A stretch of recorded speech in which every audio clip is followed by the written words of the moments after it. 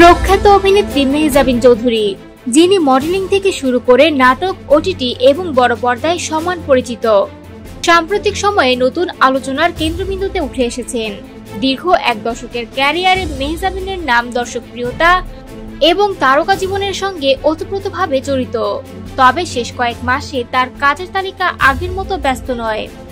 সম্প্রতি এক পারিবারিক ব্যবসায় পার্টনার করার আশ্বাস দিয়ে ২৭ লাখ টাকা আত্মসাৎ এবং হুমকি ধামকির অভিযোগে আদালত মেহজাবিন এবং তার ভাই আলিশান চৌধুরীর বিরুদ্ধে গ্রেপ্তারি পরোয়ানা জারি করেছেন। পরে তারা আত্মসমর্পণ করে জামিন পেয়েছেন। এই ঘটনায় আলোচনার কেন্দ্রে উঠে আসার পাশাপাশি ভক্তদের মনে প্রশ্ন দেখা দিয়েছে যে মেহজাবিন একসময় তার ব্যস্ততার কারণে নিজেকে আড়াল করতেন, আজ তার কর্মকাণ্ড কেন কমে গেছে।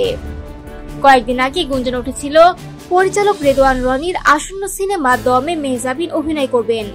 দুই প্রসিদ্ধ অভিনেতা চঞ্চল চৌধুরী ও আফরান নিশোর সঙ্গে তার স্ক্রিন শেয়ার করার কথাও ছিল, কিন্তু শেষ পর্যন্ত নায়িকার ভূমিকা পূজা চেরির হাতে গিয়েছে। এই ঘোষণার পর ভক্তরা হতাশ হয়েছেন। মেহজাবিন দীর্ঘদিন ধরে নতুন কোনো প্রজেক্টে যুক্ত নন। এক সময় নাটক, বিজ্ঞাপন এবং ওটিটির ব্যস্ততা নিয়ে তার জীবন ছিল ঘূর্ণিঝড়ের মতো।